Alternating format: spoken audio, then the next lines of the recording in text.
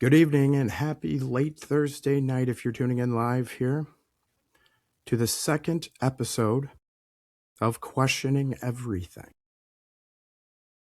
a podcast that, when I say has been in the works, but I needed to do it right for several years coming, I think will really sell just how serious I was when I said that in tonight's episode. With that said, we're going to jump in right to it here shortly. So we got a big one tonight, folks. And with all the information we're going to be going through tonight in this timeline, as I told you guys last episode, we're going to get a run through.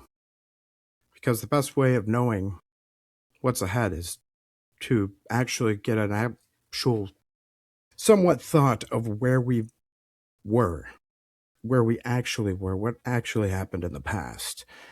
Let's get a timeline. How many resets? How many mud floods? How many minor ones? How many large ones? What's it all add up to? How much is really buried? Something that in the years of being a voice for you guys, being blessed to have that opportunity, I've always struggled with. I truly am a bookworm. You see, I have lots of paper. I like writing stuff down.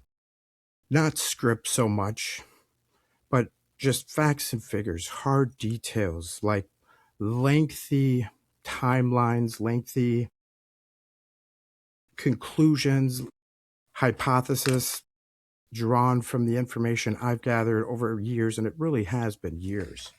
And I've never figured out a way to kind of present my notes, present the full timeline. And I never really had a reason to put all my findings, all my information, the date, and present a solid court case level of detail with irrefutable proof that the mainstream is completely bogus.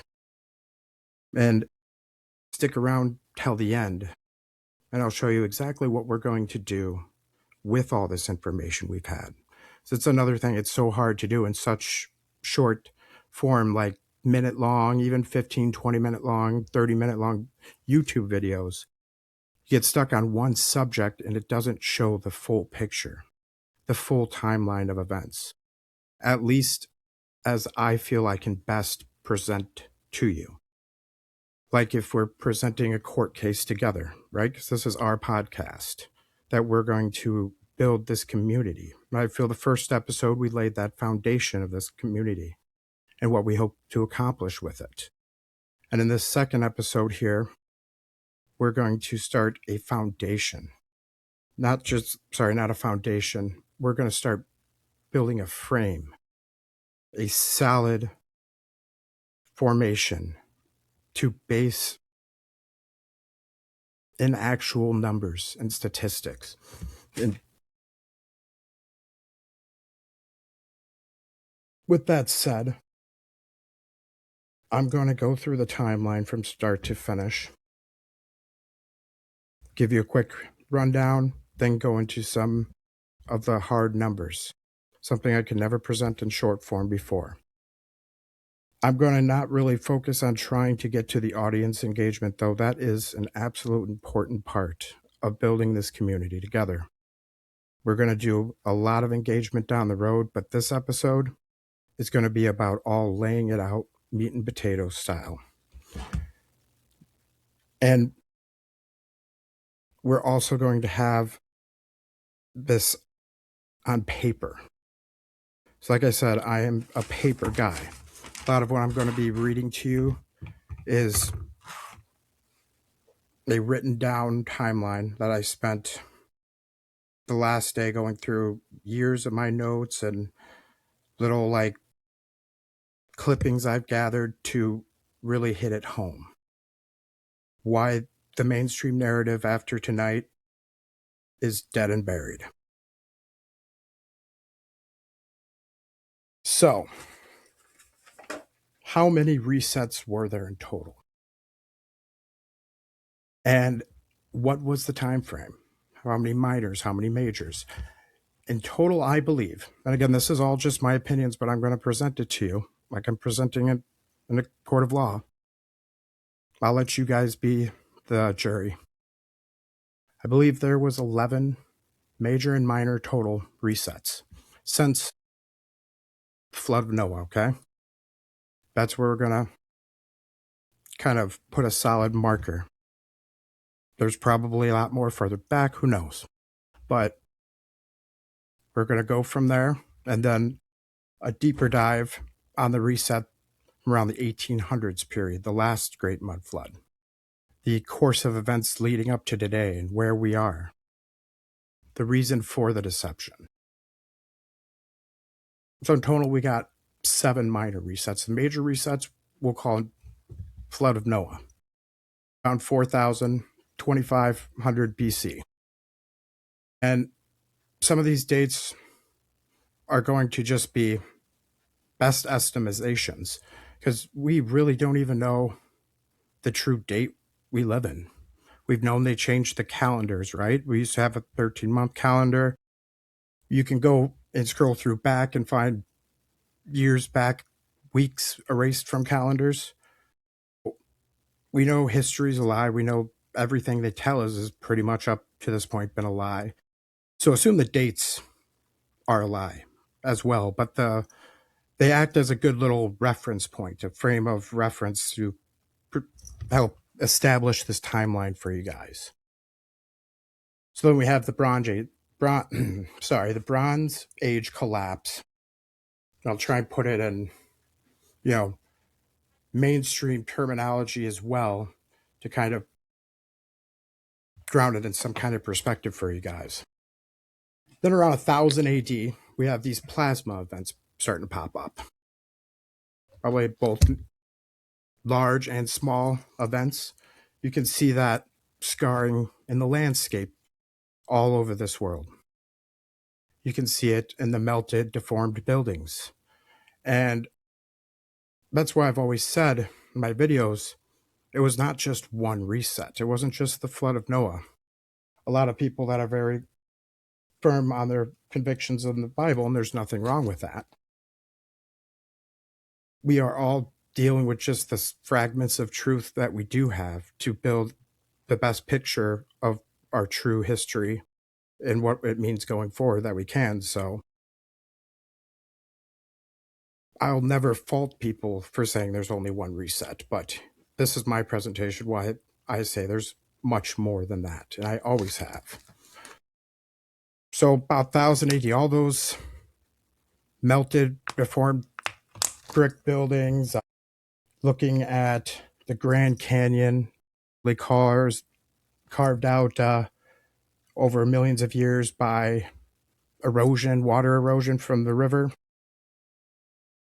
But when you put it all together in a larger picture, you see this plasma event, these melted buildings all over. And then you'd have these little reset periods every couple hundred years.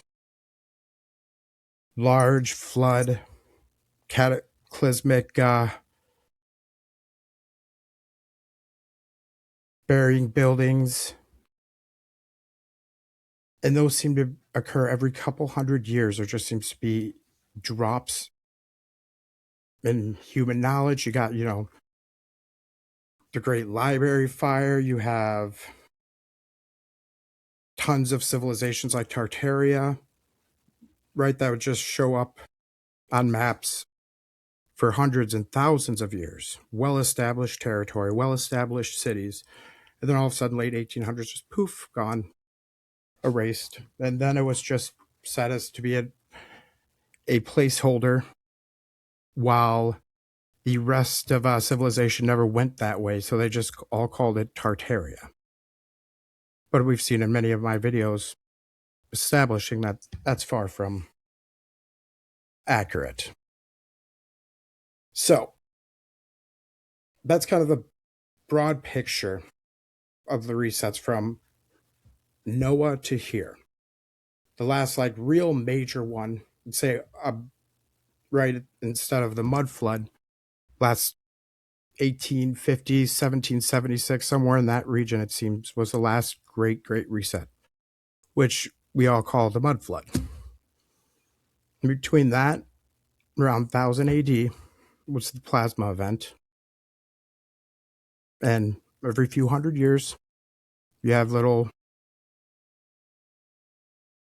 pole shifts, whatever causes these rapid climate changes where it would be temperate to frozen in just a matter of moments, where it would freeze literal woolly mammoths with their meals still in their mouths chewing, and it would flash freeze them that quickly. The temperature changed.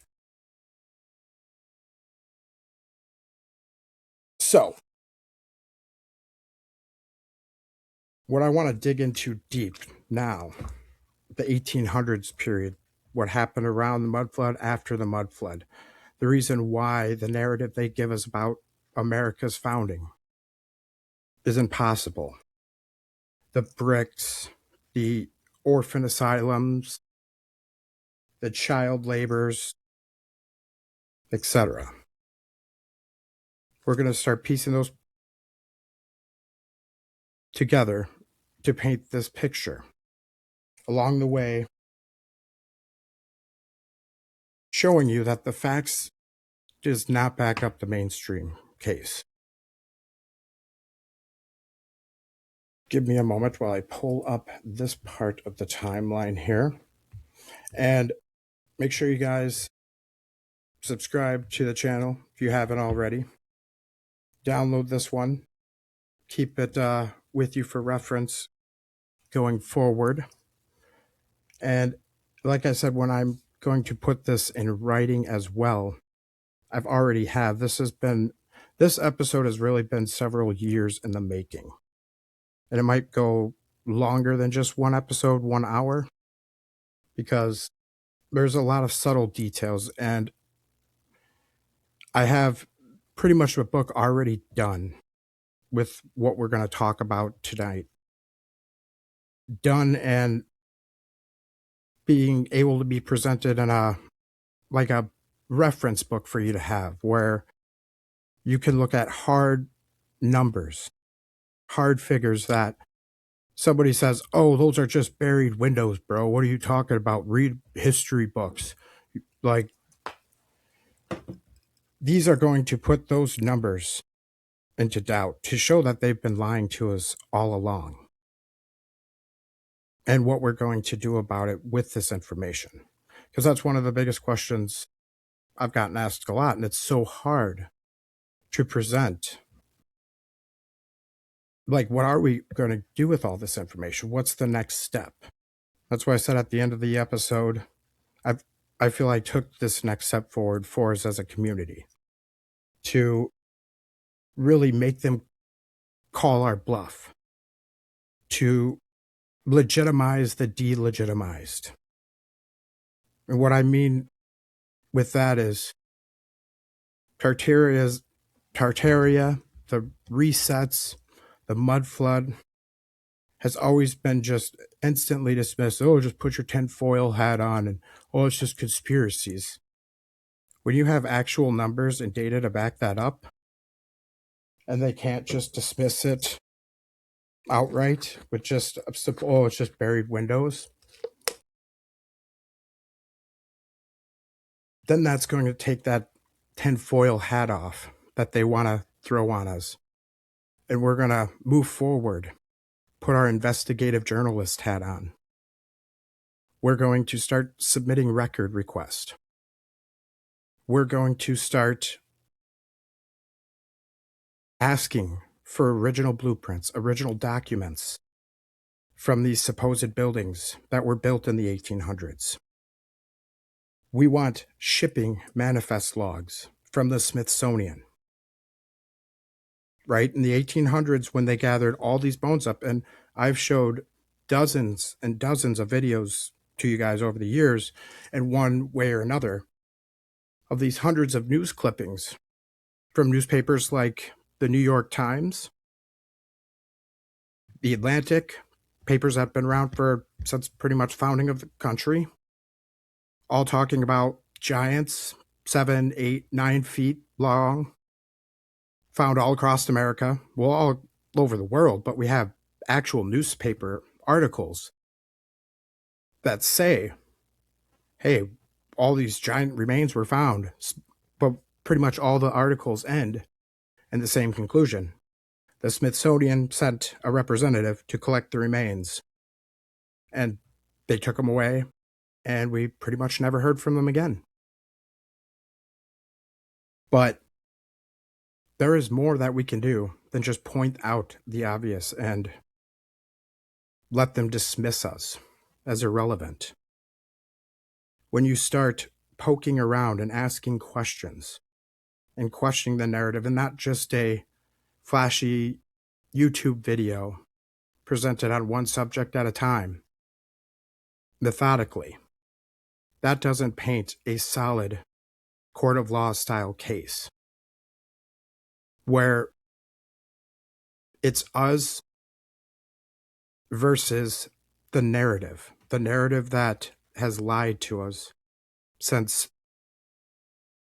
the beginning, since the first day we sat in school, all bright-eyed and bushy-tailed, ready to take on all that information, make a difference in the world.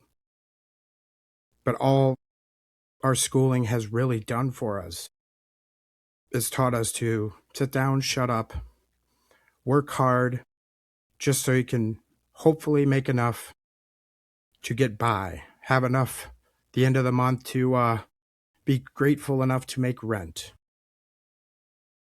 while the rich get richer,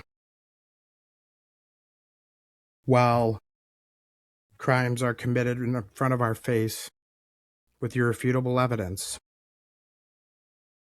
and the powers that be just sit on it, make zero arrest, while we just have to keep chipping away, and Lord forbid we forget to pay a jaywalking ticket or summons to court. They'll come in full force to take us away. But groups of people, hundreds of people, thousands of people, all connected higher up in our parasitic systems of control, caught pretty much red-handed trafficking you-know-whats, and no arrest. But we're going to start holding their feet to the fire with their history, too. We're not going to let our history die. It's what I said since I started this, well, not this channel, but my channel way back when, I think 2021 was my first like social media channel, TikTok. Why it was so important to me to keep pushing into the past. Why not just, live your life, man? Because I can't just let something go. Millions of people, I can't just let them go without being forgotten, because we know, like, the Tartarian Empire, millions, billions, if not of people, their stories deserve to be heard. Their history doesn't deserve to be buried intentionally. They should not be forgotten.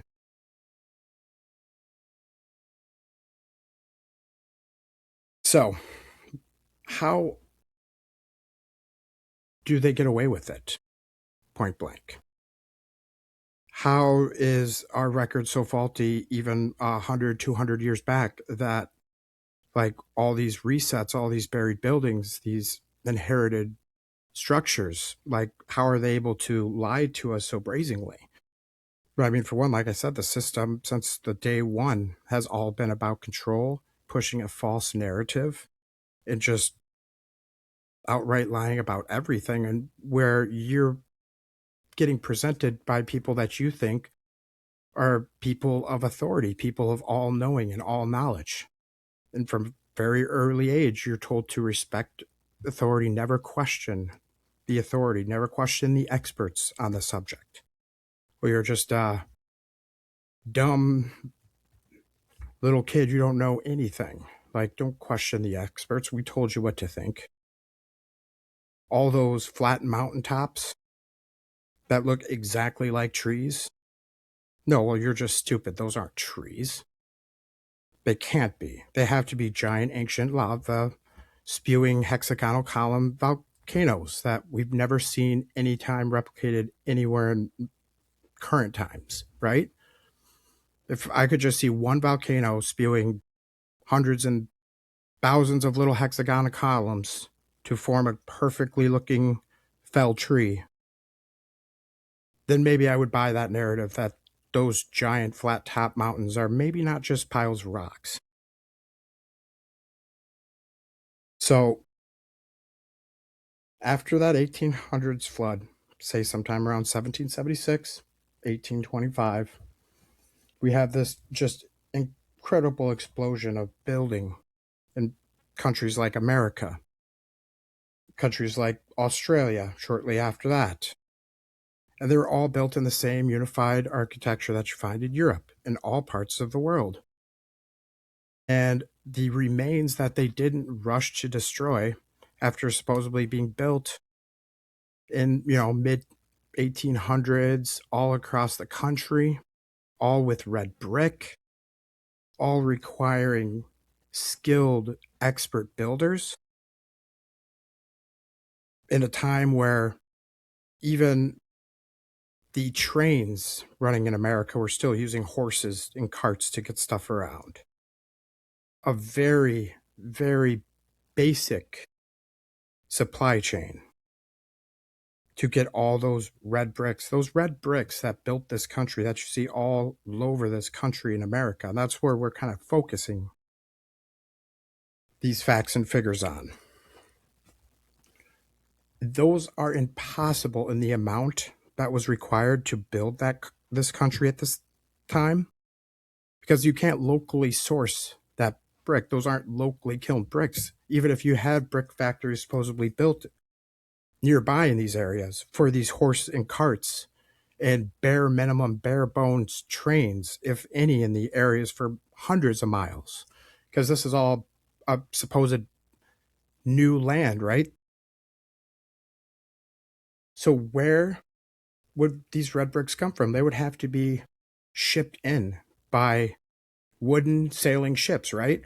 From the old world, the European areas, the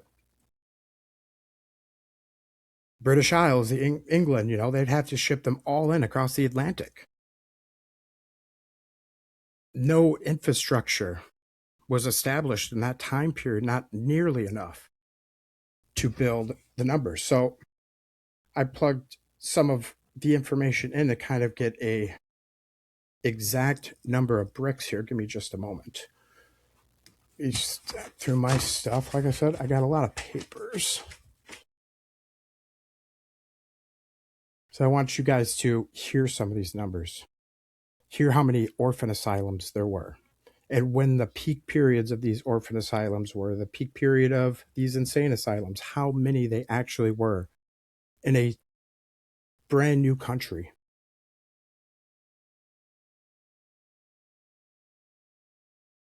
See, I tried digitizing so much of my notes here for this show, but as I said, I'm a paper and pen and paper type person, so I got to scroll through where I put it because I got notes. And that's why I wanted to make sure I'm getting this out in book form as well, where better than words can ever do, better than videos can ever do. Hard pen, hard copied, pen to paper. Well, printed, obviously. I'll let you guys know when that book's coming out. Like I said, I'm a one-man army here. I'm a producer. I don't even know how to publish it exactly. I just know I have like the rough draft is done. I just need to know I probably obviously like just upload it on a computer and find the best publishing site from there and go from there. But news of that will come soon, hopefully. But the rough draft is done as it stands.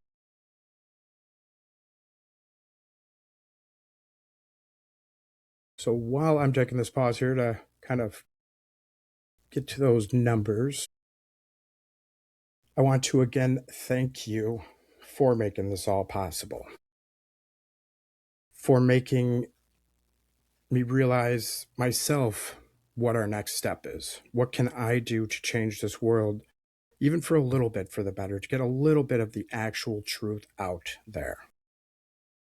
Because that's what it should really be about. That's why I've never really tried to be all big and flashy with any of my presentation to you guys. I've just wanted my words and my presentation and my theory to speak for itself.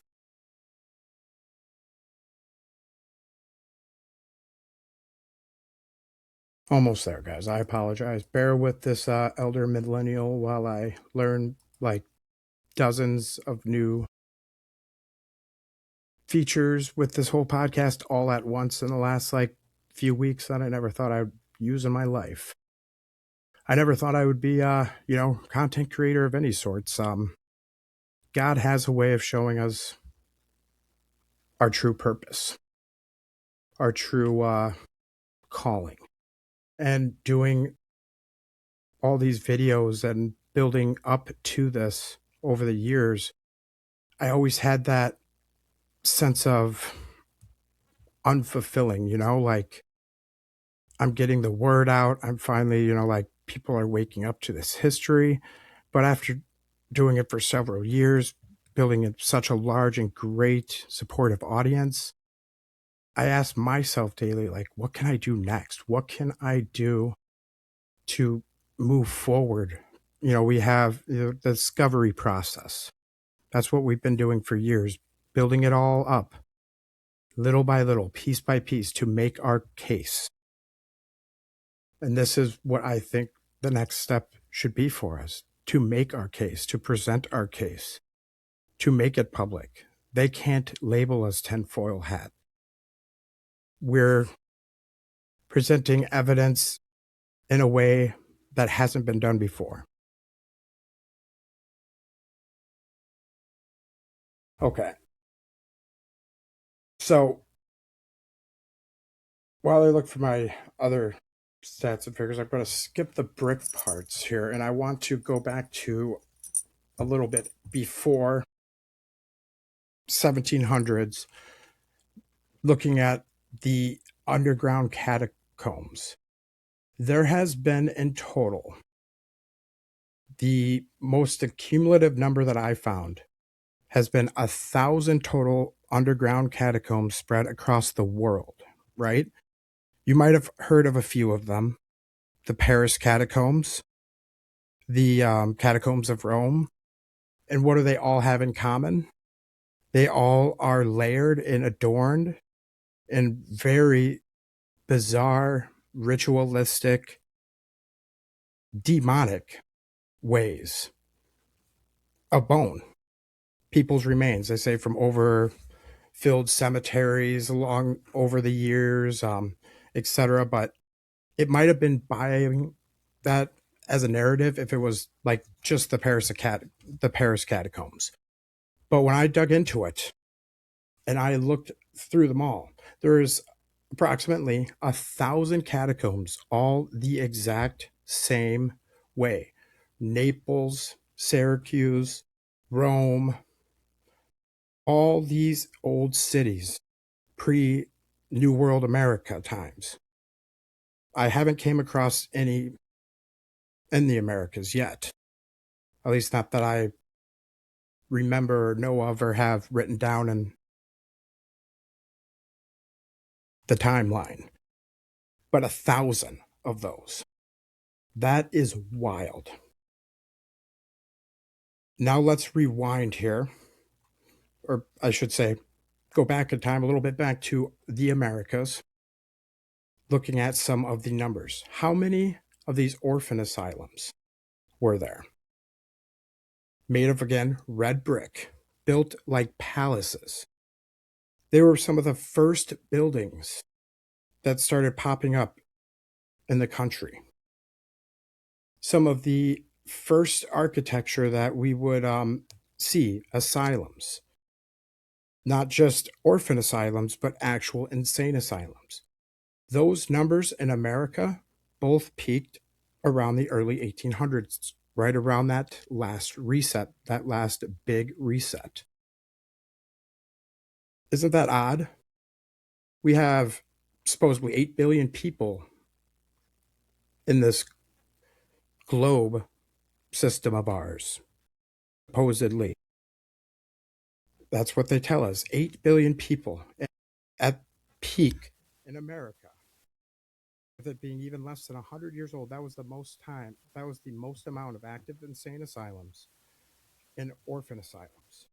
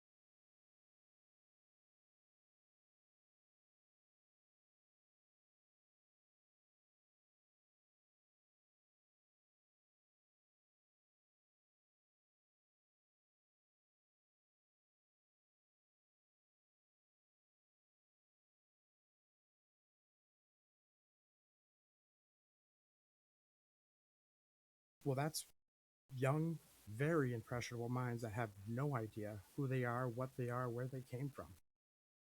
But I'm sure those people that ran those orphan asylums would be quick to tell them exactly who they are, exactly what they should think, and exactly the true and unlying or unfalse, or sorry, not at all false history, right?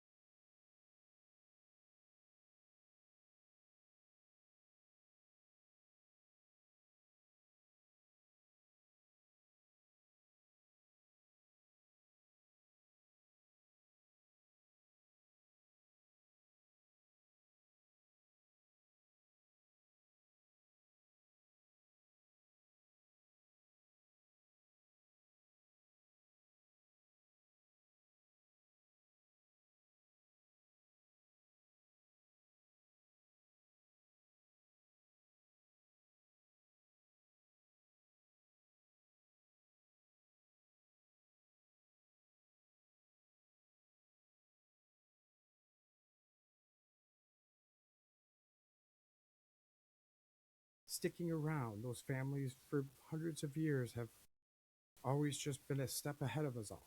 It's all because it's been deliberately designed. That's what the purpose of them lying to us is. They have to protect the system, they have to keep it going. It was made for them. That's where they hijacked our history from, ripped us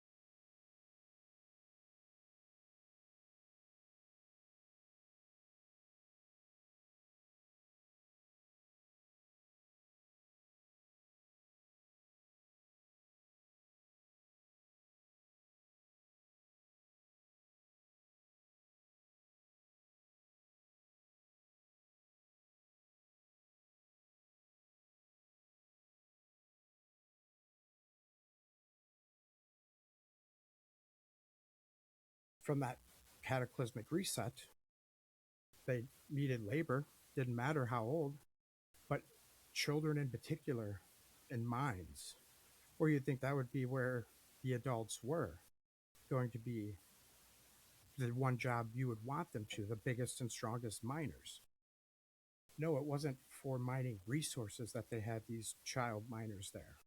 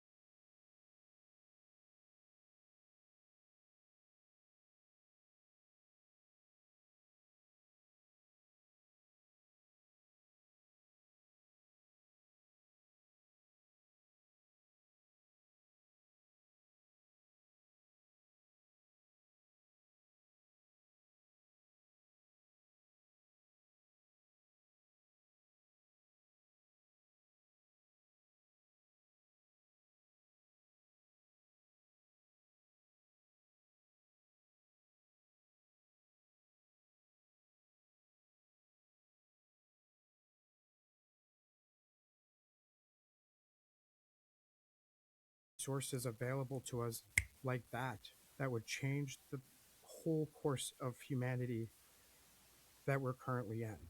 They lie to us though and say that nope, this is the best and the most advanced we've been. The free energy and all those ether antennas that just happen to be removed from all the old buildings that are still standing, that we didn't rush to tear down in 30 to 40 years.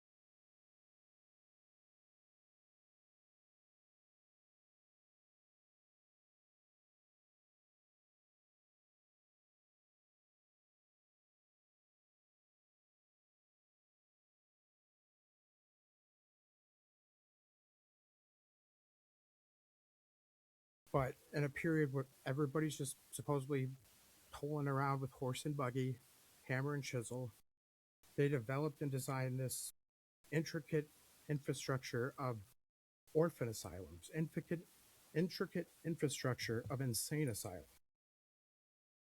And they spared no expense. Like I said, my last episode,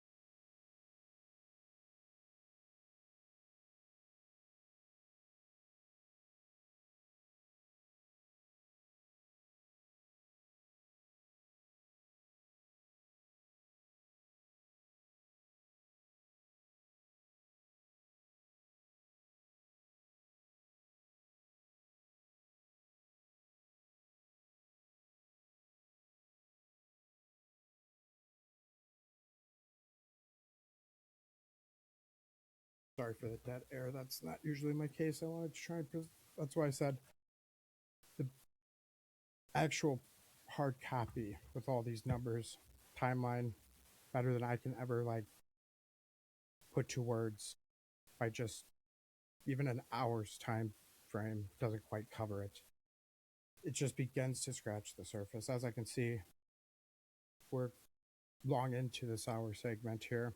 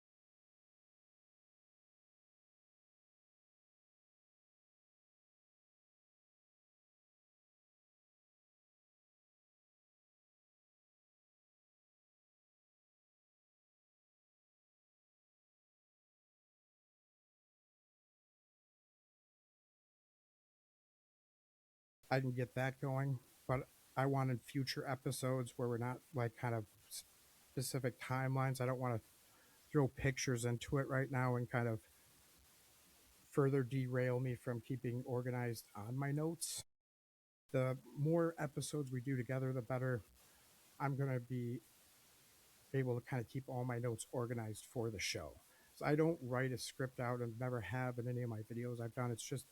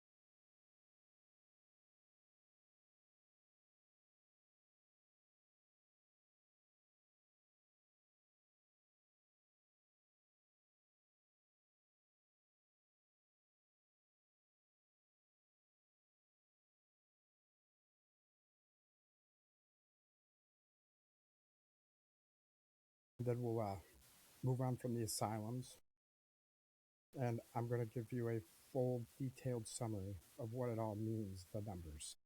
The almost 2 million child laborers.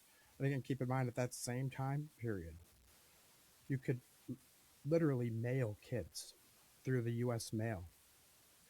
And we have subway maps that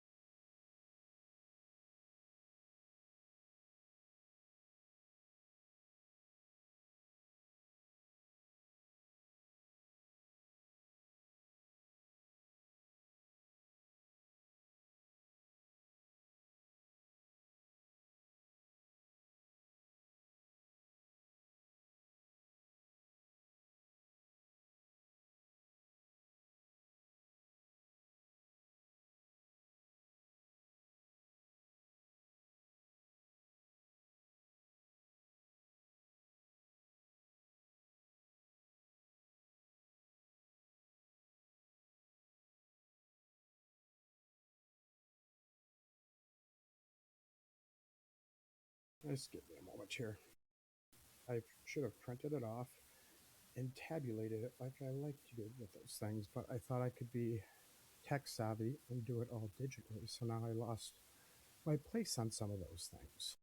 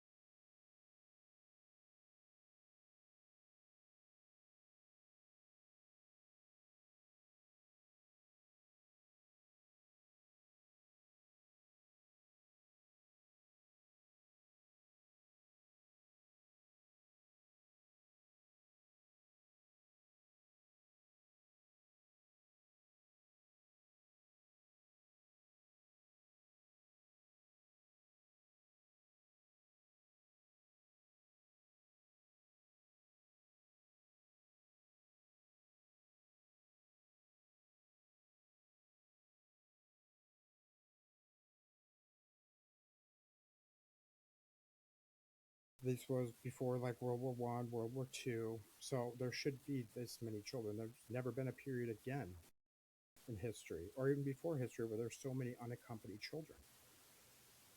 We didn't send like hordes of like horse and buggy carriages before they built the railroad.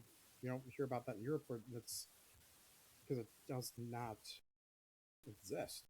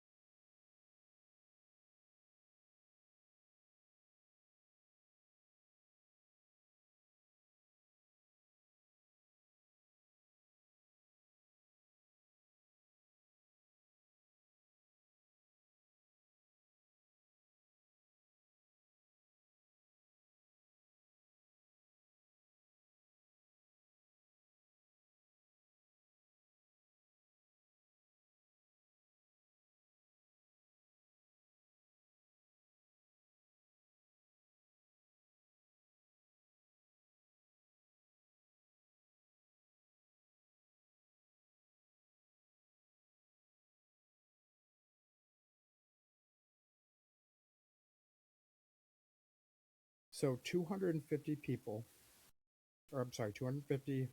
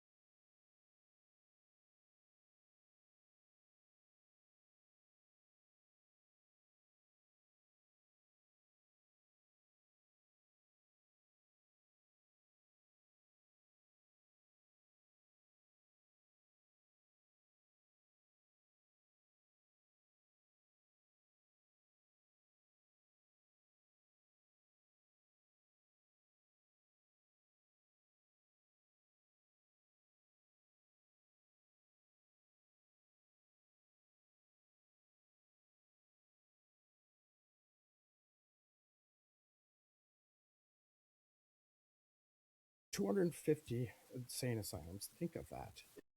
352 orphan asylums in the country at its peak around 1820s, 1830s, give or take.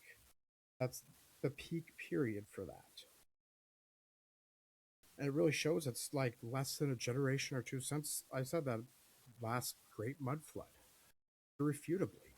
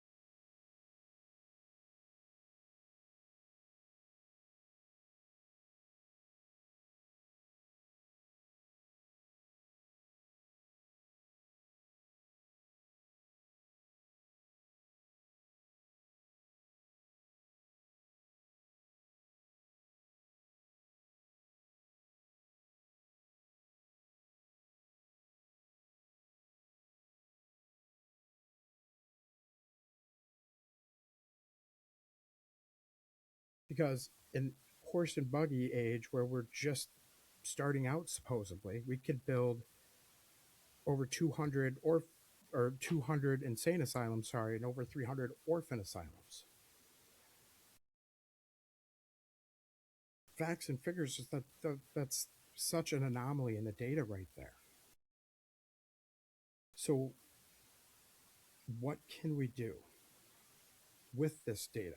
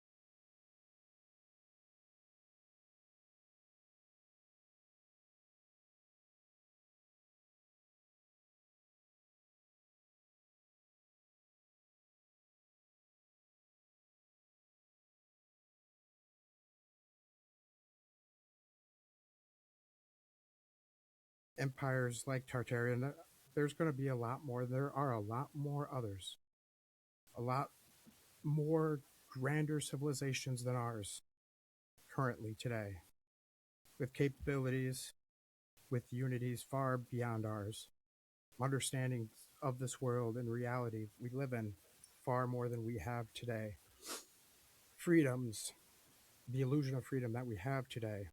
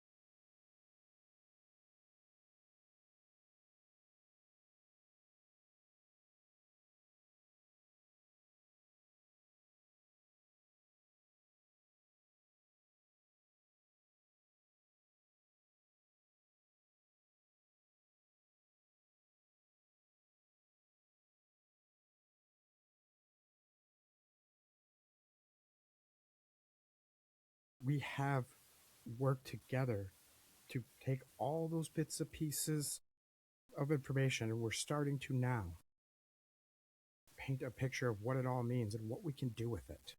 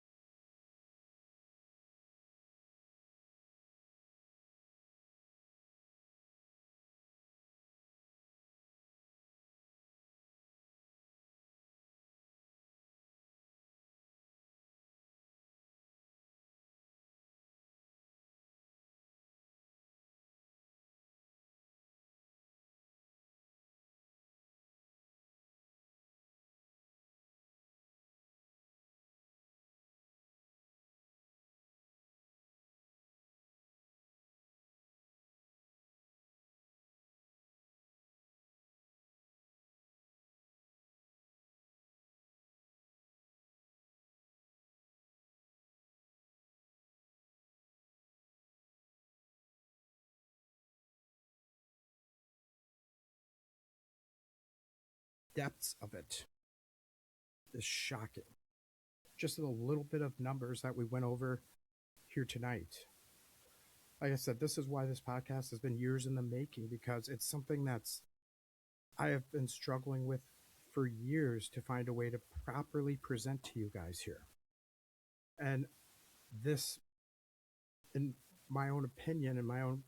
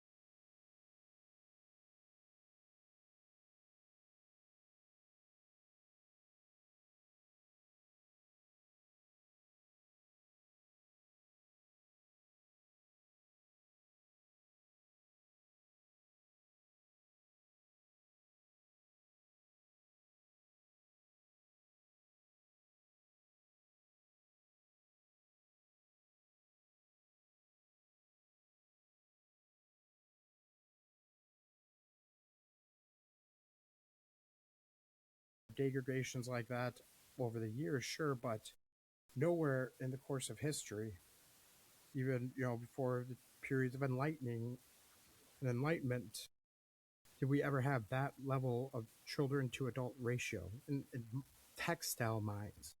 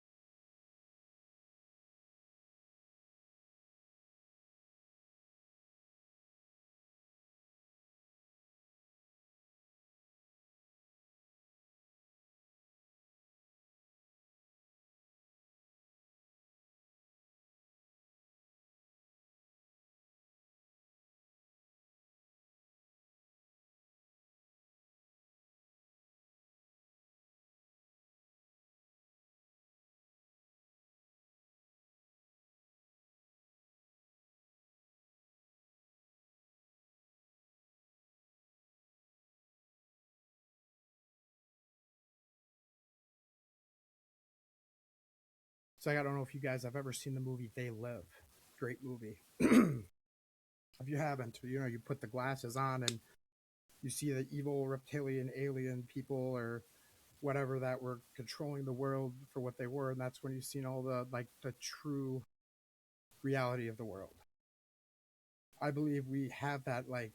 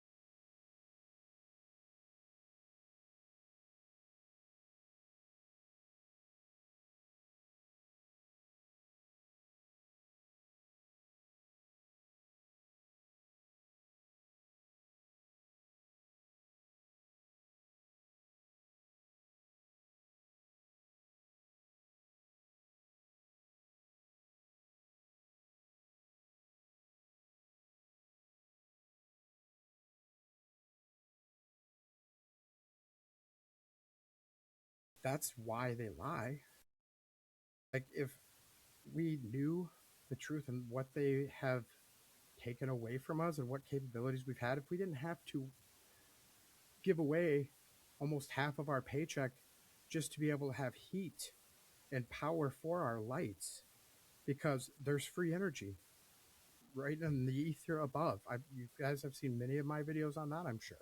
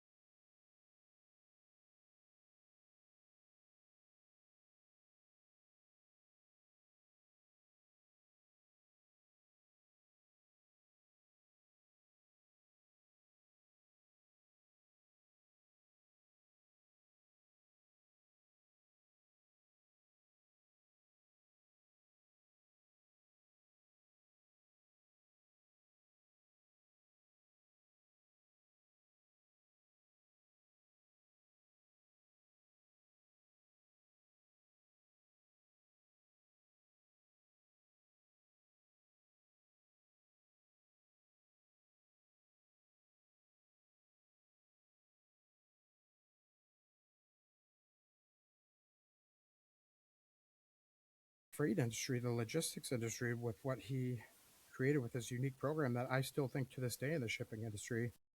I haven't been in there in, darn near 20 years now, almost 10, 15 years. The area we were in were about, maximizing the profits to our customers, the shippers. And we would be auditors in that. And that would caused me or taught me, maybe to really hone in on some of the natural talents I got, that sense of discernment, looking at things and just seeing things for what they really are.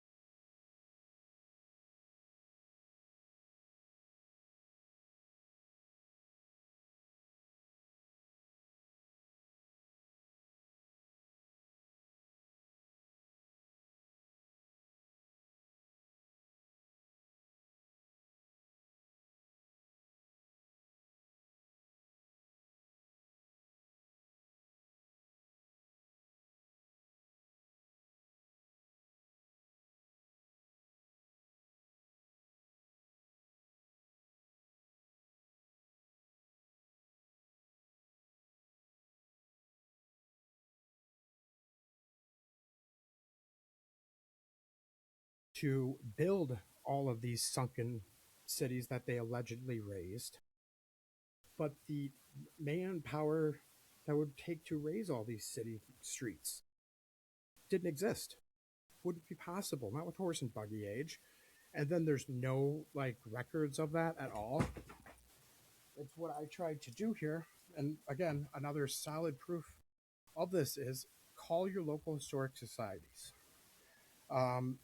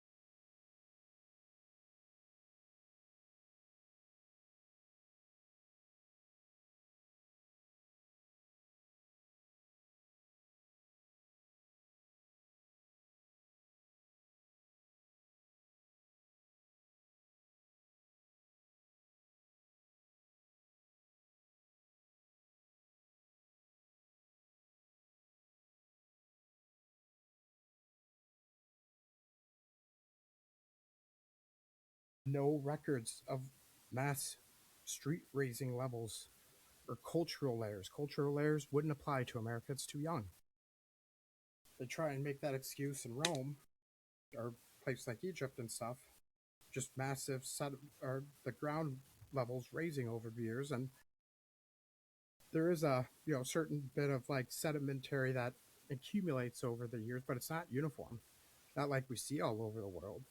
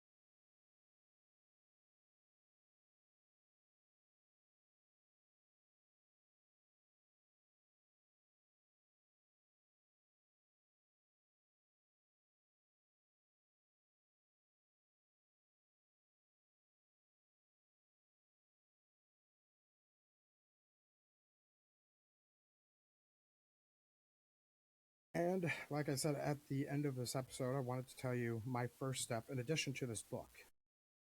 I've been working on this for years, and it all kind of comes together with this podcast. And I want it to mean something. And I want us as a community growing together, learning together. I don't want us to just sit there and dwell in knowing our past is a lie. What are we going to do about it?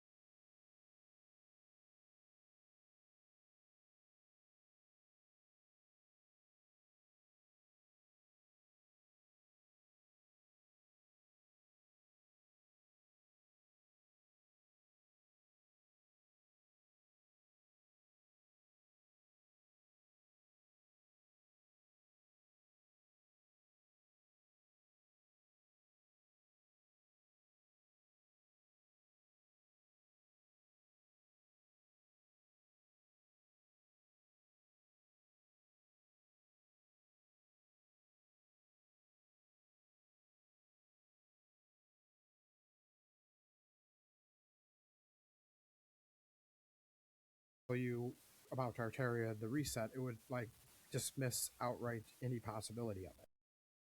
But here's what I figured out to do. I got it hooked up to look into my content and my information. And then I fed it step by step, claiming let's be in a hypothetical mode here.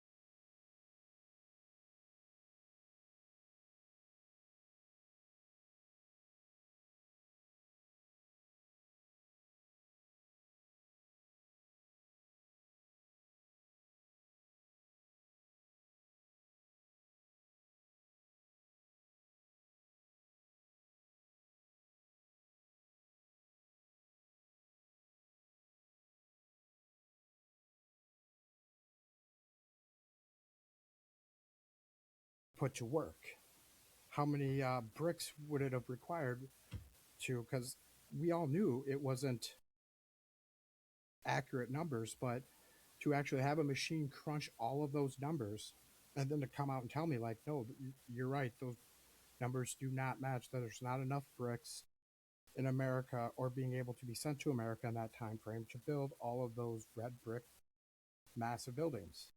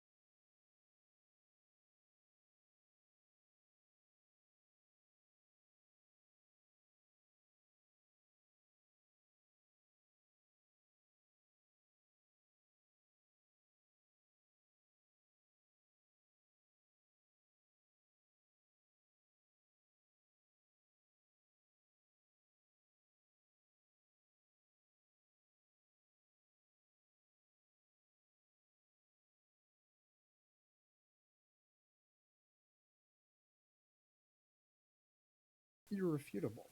So what are we going to do with this next? We're going to file Freedom of Information Act. Well, I should say, I have already got the documents printed off, signed, sealed, and ready to go.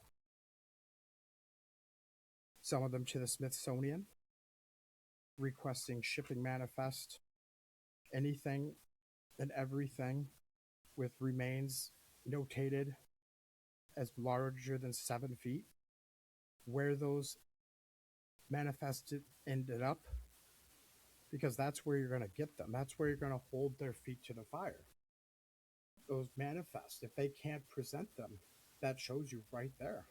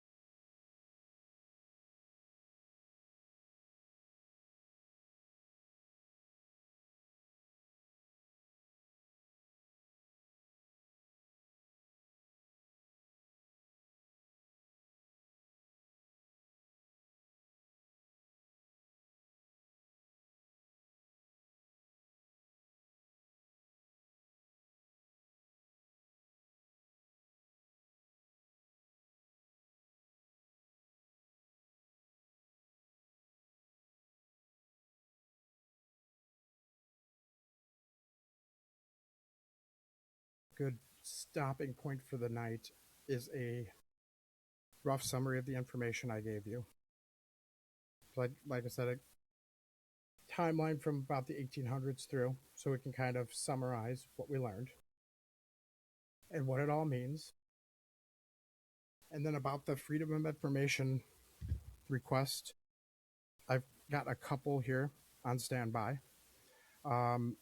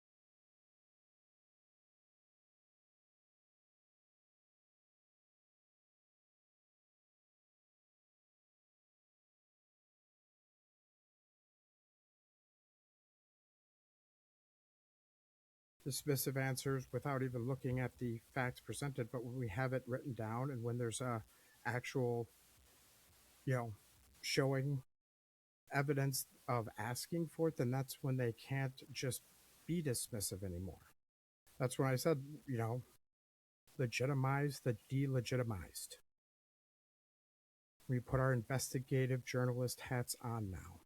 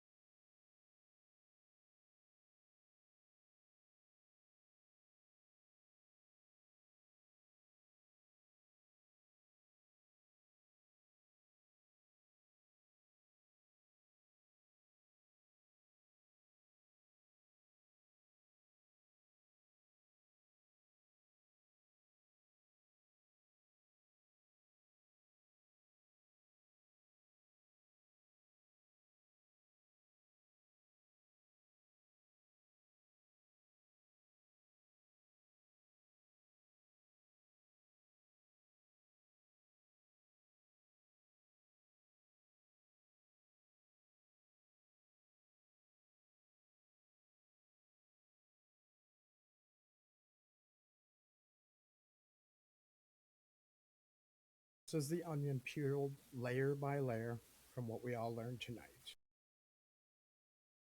We got our column here in the official narrative. That's how I'm going to try and present it the best I can, I figured. Starting with about 1825, trains hit the rails.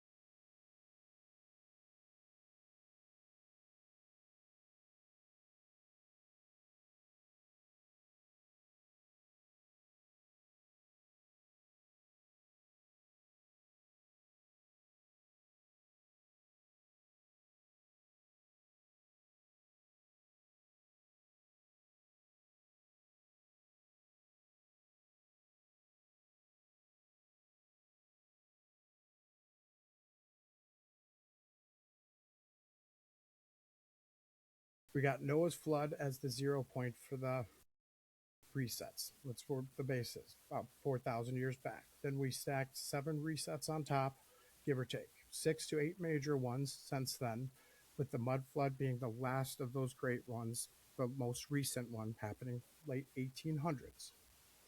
Okay.